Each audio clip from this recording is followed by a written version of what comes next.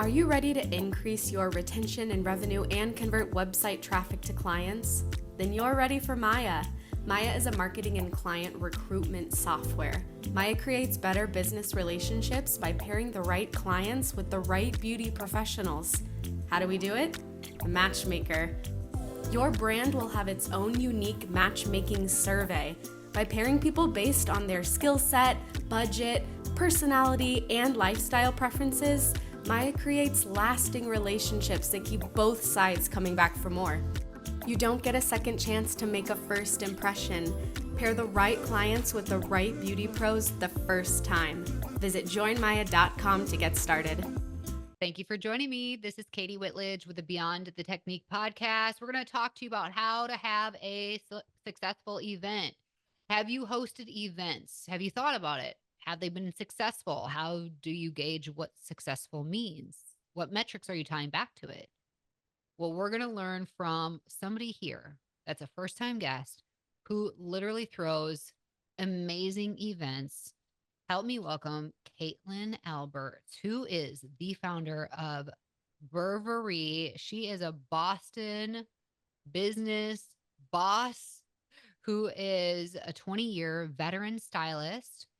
An app connecting beauty professionals was this idea she had, launched VERVERY in her Boston community, and has enlisted hundreds of pros to help them grow their clientele. You know, I love that, right?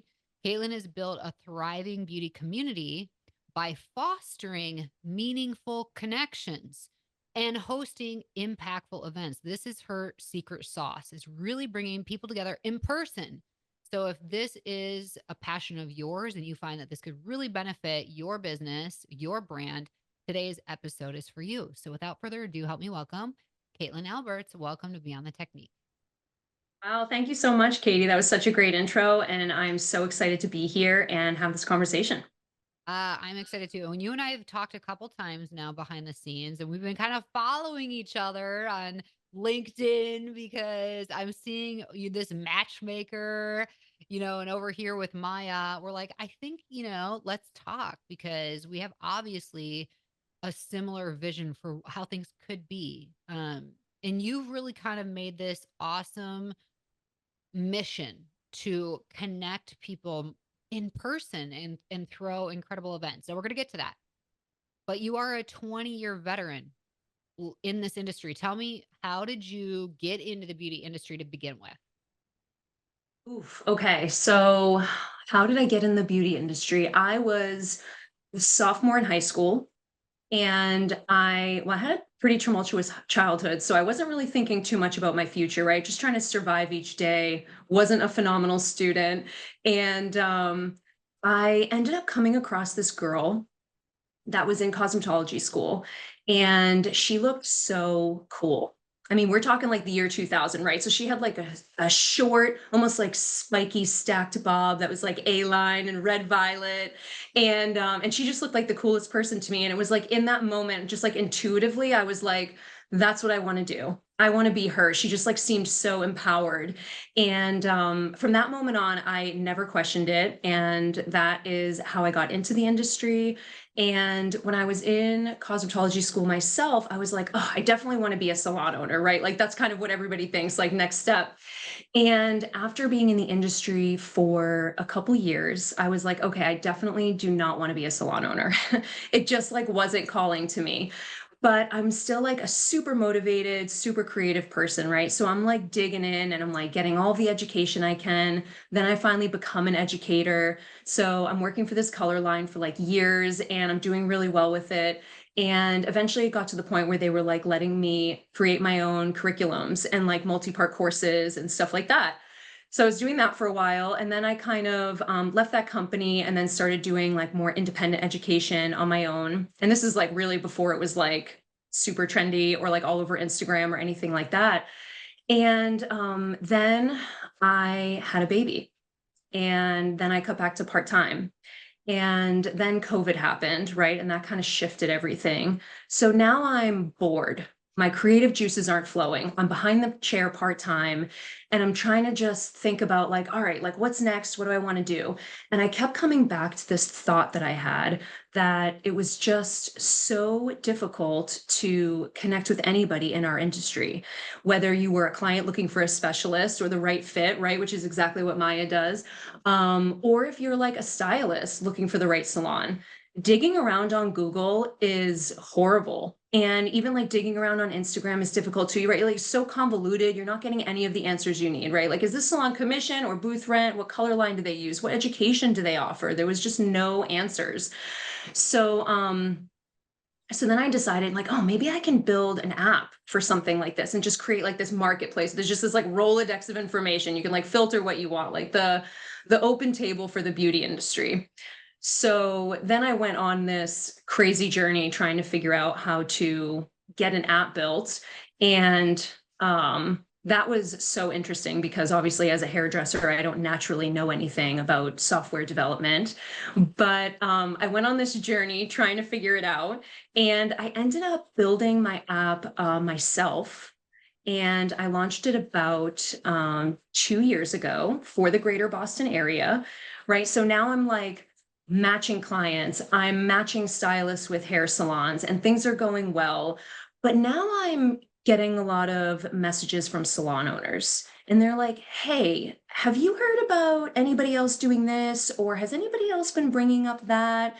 And I started realizing, like, oh, like all of these salon owners in particular were like really craving some kind of community or camaraderie, right? And it's like we've all been craving that for a while, like, not wanting this competitive atmosphere anymore, but it just wasn't happening on a local level. So I was like, all right, let me see if I can do something with this now. So then I started hosting masterminds on Zoom, and that was going really successfully. So then everybody was like, oh, well, why don't we start doing them in person? So then I started hosting them at salons. And then I had people wanting to co-host events with me. So now I've been doing that. And this journey has evolved so much, and I'm just kind of going with where the universe is sending me. So that's kind of soup to nuts where I've been going. Well, it's an incredible journey, but it also there's a couple of things there. One, you had the courage to step into the unknowns. And I think no matter where people are in the beauty industry, it's like you saw a need and you didn't know how to solve it, but you figured out something to solve it, right? Like you didn't have any background in technology, and what gave you the kind of courage to say like, why not me? Yeah, I mean, I guess I just naturally have this like ridiculous amount of optimism that things will just like work out, right? So I did have a lot of like imposter syndrome along the way, right? Because here I am like this hairdresser. I'm calling up these app development companies and I'm like, so I have this idea, like what's involved? What do I got to do? And then I figured out it would cost me like hundreds of thousands of dollars to like get this app built. So then when I figured out a way to build it myself, at first, I was just thinking I was going to make like this template and still eventually give it to somebody else because like I couldn't just build this functioning, platform on my own. So then as I was building it out, I was like, oh my God, this is actually working. Oh my God, this is actually like kind of pretty. Like, oh, like it's really going well. So then I was like, all right, I guess I'm just going to take the plunge and do it. But like anything else, the more actions you take, the more you're kind of erasing that imposter syndrome that you have or that fear that you have because you're just sort of taking these steps and people are encouraging you along the way. So it just unfolds when you move. Yep. Such good advice. I'm like, that's going to be one of our quotes that we post on social media about this episode because it was so good. I love that.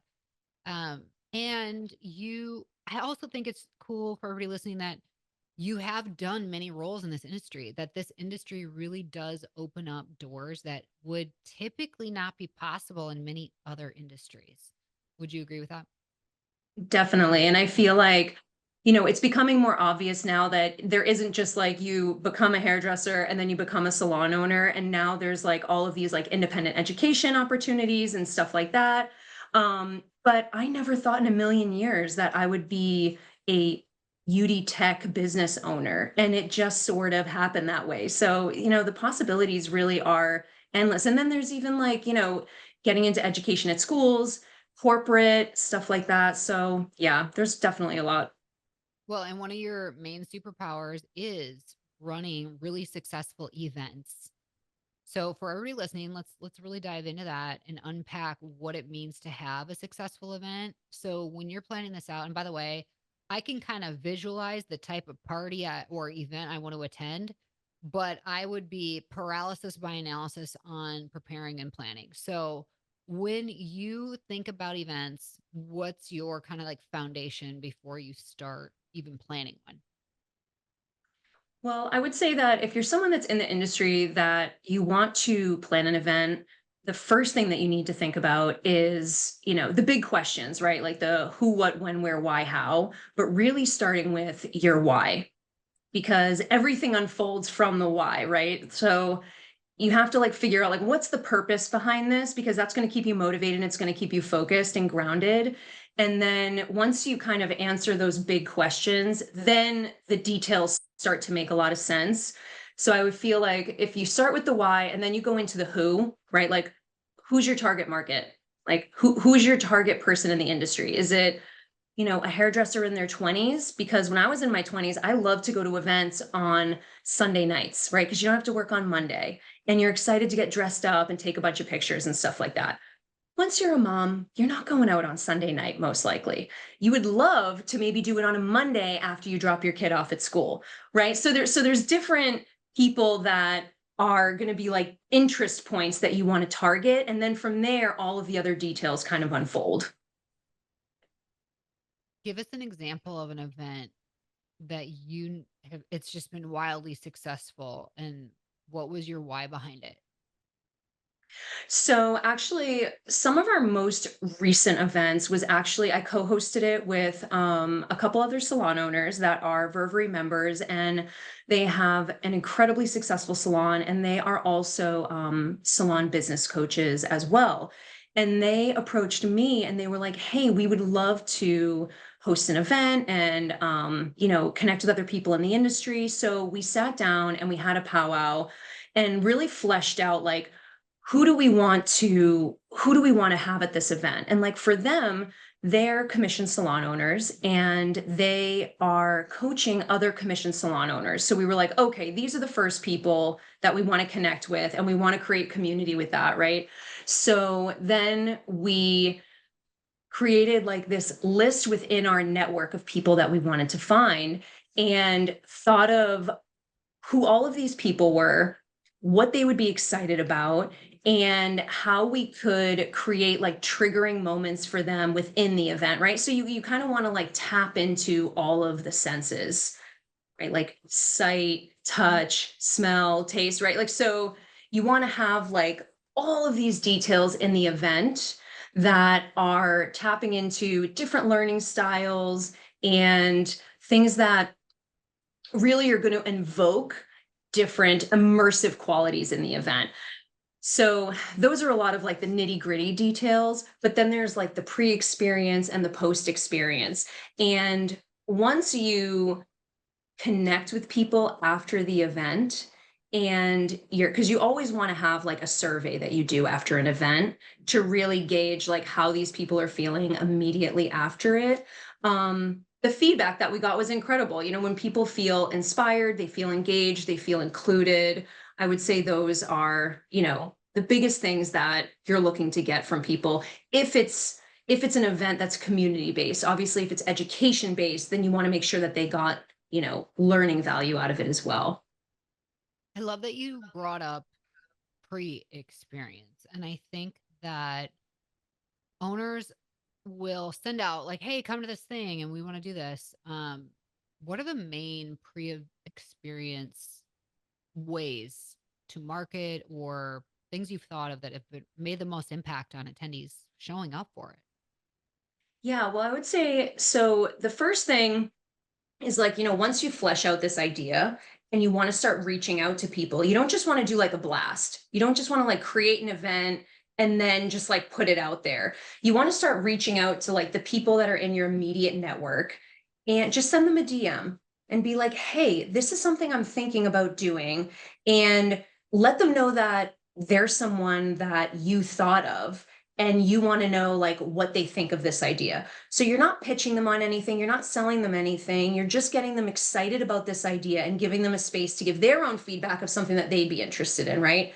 So you're kind of like leaking out these opportunities. So now that you have this like inner circle of people, you can also have a conversation with them, see if there's someone else in their network that they're interested in. So now that you have this like group of people that are kind of like hot leads for your event, then you want to create something that's like beneficial to them for maybe signing up early, right? Like getting on board right away. And then maybe do an email blast and give a certain amount of time before you're like, okay, you have this amount of time before we do like this big announcement here, right? You want to keep like exciting people about this opportunity without just like sending it out to the masses, not getting the response that you want, not getting the filled out tickets that you want, and then have to circle back and be like, hey, can you please come to this event? And that, because then it feels like it's just a different vibe than when you're like slowly leaking it out and you're getting more and more people invested as you go. Because then it's exciting when you're like, when you announce it like on Instagram or something like that, and you're like, oh, there's only 5 seats left. Like, get in here. Don't miss this opportunity. I like how you brought that up. I think that's so wise to start inner circle and work your way out. Even recruiting your inner circle to make invites for you and giving them something special. I love that. Having the 5 spots left kind of points to setting a goal to begin with.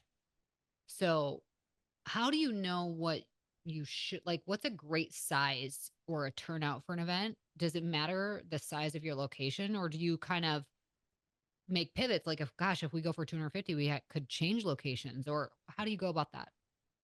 So I usually host more like intimate events, and I would say that size is definitely a factor. Um, Lighting is a factor, Mm, right? You want to have like a good space that's comfortable, that's aesthetically pleasing, right? We're in the beauty industry, so like your surroundings are great, like important to consider. And then I would say also like if you're going to be having food, you maybe want something that's like a place and enough space where you can set up. You also need to make sure that it's not too big of a space so that if there's only a small amount of people, then it's like echoey as people are talking, which is also a bit awkward. So when you set a goal for like these are how many, which obviously you should start small if you're not used to like setting up events. So like small number, small space, small expectations. yeah, I like that. And I think something else that owners may not even think to do, some might, but I've never really thought about this as a salon owner, is to get sponsors. Like, I often think, oh, we always refer people to this, massage business or this nail salon, and we do hair and it's a great synergy. But how do you go about getting sponsors who could provide swag or giveaways or, different things like that to help really That's a great cover, like, question. yeah, like they can cover the food and this will help cover this. And then, so what does that look like? And how do you kind of strategize that, and what's in it for them? And then what's in it for you? How do you figure that out? Yeah, so I would say that figuring out like who's the right sponsor for this event, right? Like who's going to benefit from this audience. And then like anything else, you kind of want to create like a little bit of like scarcity, right? Like we're only going to have 2 sponsors for this event. And you want to make sure that they're not competitive with one another. And then you might be like, oh, we're going to have like a silver and a bronze and or like a silver and a gold or something like that. And the silver would obviously get a certain list of things. You want to like spell it out for them, like you're going to get the ability to like provide a basket, and you're going to maybe have like a tablecloth or something like that with your name on it. And then the gold might be like you can sponsor this, and then you can also have an opportunity to like speak in front of the audience for a couple minutes.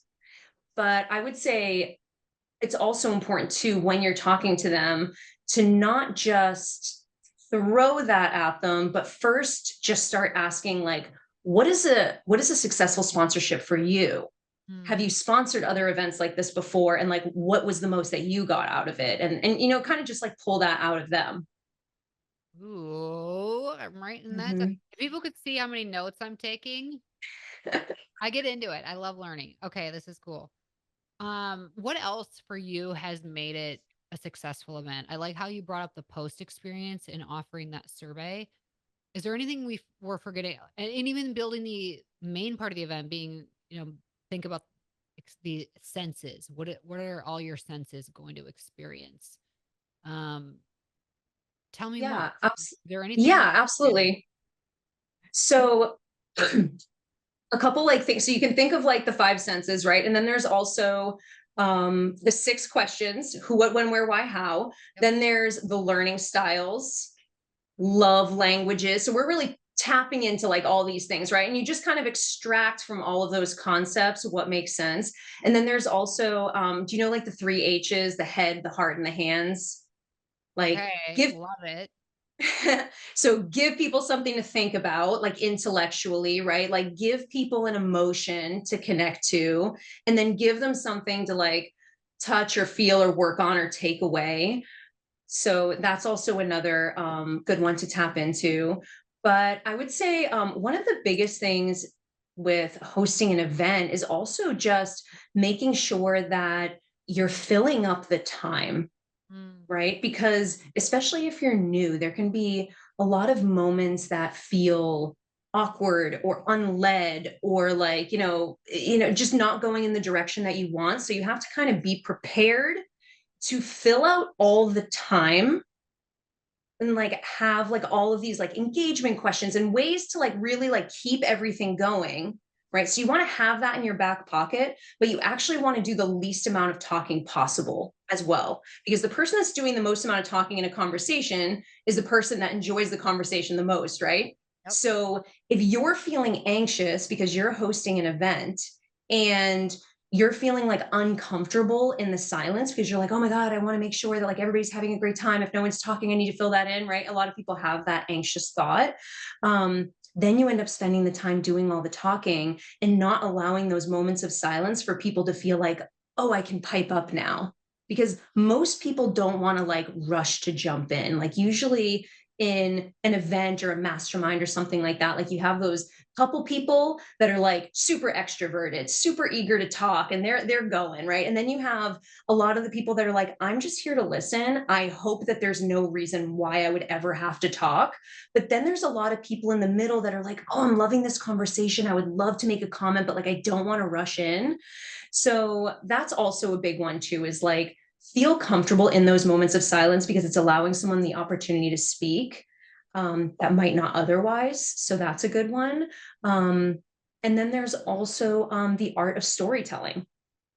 So, and which obviously you're probably really familiar with, right? With like like good marketing and everything like that. Like telling a story is so important. That's why we love reading and movies and shows. So when you host this event and you're bringing people together in a room, you want to start with like a story that makes people like feel something and be excited to be there. So if it's your story of like, this is my journey. This is what I was seeing. And I reached out to all of you because I thought that, this might be something everybody was into, but I wasn't sure if it was possible. And then here we are. And like, you just make it like exciting and make them feel good. Um, that's really important. And also giving them the opportunity to tell their own story too. And then finishing at the end with a story of like how the event was or something like that. So, a great tip for learning more about the art of storytelling is there's like 22 Pixar rules for storytelling, and then there's like the five, I forget what rule it is, but there's like the 5 steps for telling a story where you have like the protagonist that's like just living their life, doing the same thing every day. And then the antagonist comes in and kind of messes things up. And then it's like their journey of kind of overcoming that challenge or that problem.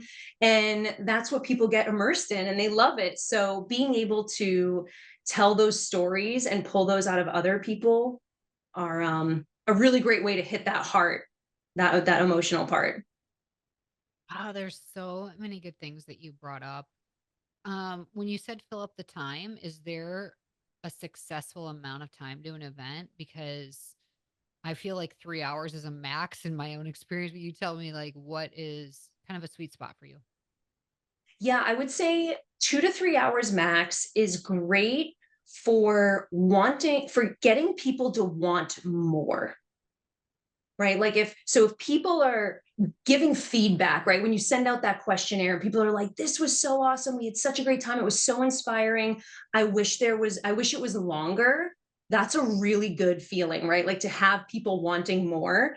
So it's definitely better than being like, oh, that was so great, but like it was a little long or something like that. Cause then people aren't going to want to do the next event in the sequence or like, come back for another one. So I feel like hairdressers in particular, especially if they're sitting a lot, 2 to 3 hour max is probably good. Okay, so I love that. And when would you decide that your event is free to attend versus you're paying for a ticket to attend? Ooh, good question. Okay. So that also kind of comes back to some of those major questions, like your why, right? Like, let's say your why is I want to get people to this event because I want them to buy into something else, or I want them to show up for something else. Right. And you're hoping to get something in return for that. It's more likely that it makes sense that it's free or really cheap to cover costs so that you're not investing too much if you're not capable of doing that.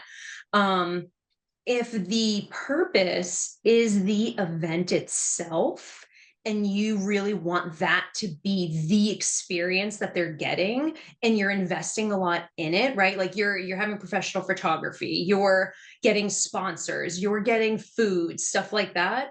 um they're getting a lot out of it, so you can definitely charge for that. And the more you charge, the more you need to really play up that experience and what they're getting out of it in that free teaser. Exactly. I love that you brought up like they're going to leave wanting more, wishing it hadn't ended. So, Mhm. gosh, there's Yeah. so many creative ways for owners listening today to do events, for recruiting new hires, for training your current staff, for offering your best, most loyal clients something, for offering something to your general community, to people that a market you haven't tapped into. Like there's just the list, it goes on and on. So what is too much? Like if you set yourself a goal for hosting events or putting on an event, how often do you typically do that? Like what's your cadence? Is this once per month, once per quarter?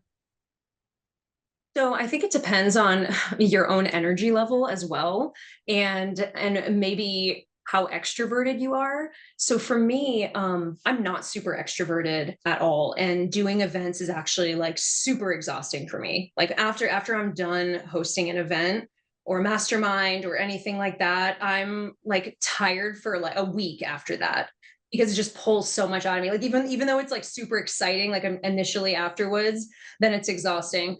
So I still do a lot of Zoom masterminds. Those are easy for me, right? Like they're casual. You can stay at home. Those are also recurring events for the same audience, the same people, right? So if you want to have the same audience engaged all the time and there's like a low barrier to entry and it's casual, you can probably do it more often. I usually do Zooms once a month. And then I'll do like in-person events. I'll usually maybe do like once a quarter. Yeah. And for me, that's a max, but I would say each person's different. And what would be your lead time to start those kind of inner circle behind the scene DMs, conversations? Like at what point do you start like I want to do this event and this event if I do this event, I know it's going to be what? A month from now, 2 months from now, 3 months from now. What's your Mm. opinion on that? Yeah, so I would say there is kind of a sweet spot where it's like not so close that people already have plans, but not far away enough that you've lost momentum and excitement. So I usually start leaking it out a couple months ahead of time. And then I tend to like move pretty quickly.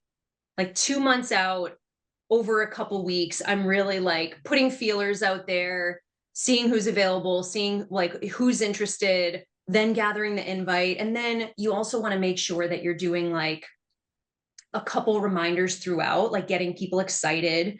And then immediately before, you also not only want to have a reminder, but also like a maybe like a checklist of things like for parking, what dress makes the most sense, like what kind of dress code makes the most sense, what to expect out of the event, like are you providing food, um things like that are really good to like send reminders out to. And that's also a tool you can use too to get people excited. You don't have to do that the day before, but I would say a couple months is good for in person. However, if someone wanted to get started just doing Zoom calls, a couple months is too far, I think. For Zoom, I would say because it's easier to get people to show up for that. Um, and there's less excitement involved in general, right? Because it's just a Zoom. I would say a month at most. You could even do like 3 weeks out or something like that, especially if it's at a time. I usually do them on Monday mornings when people are generally free in our industry. That is such good insight. Thank you for sharing that. Yeah, absolutely. Um, I think I've been guilty for the in-person part of doing it way too far in advance and so to bring that in. So I think that's really good advice. Well, there's a lot here to unpack, and I frantically took as many notes as possible because it's not a strength. It's not an area of strength for me personally.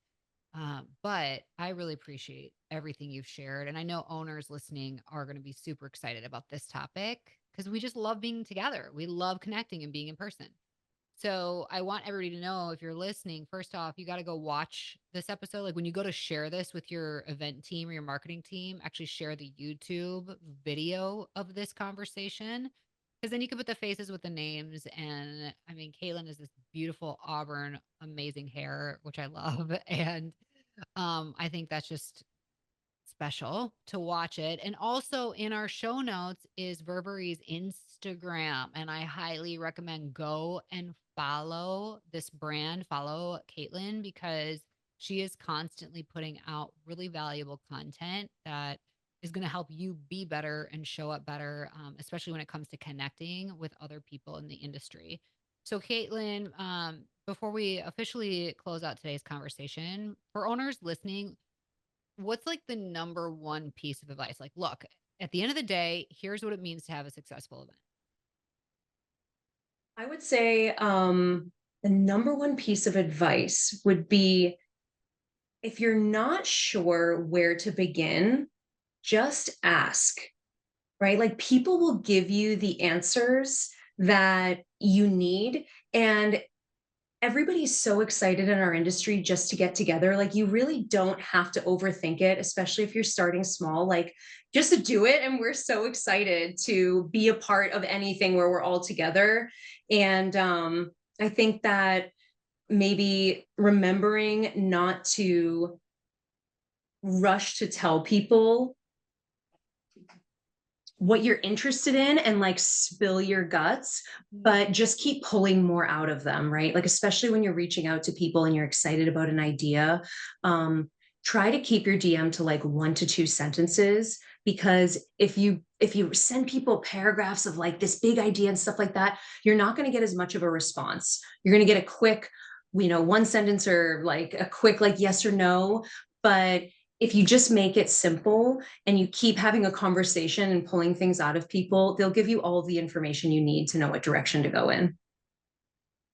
Really sound advice. I appreciate it. And I know everybody listening is going to love today's conversation. So thank you for taking time out of your day to be with us and share your expertise on events.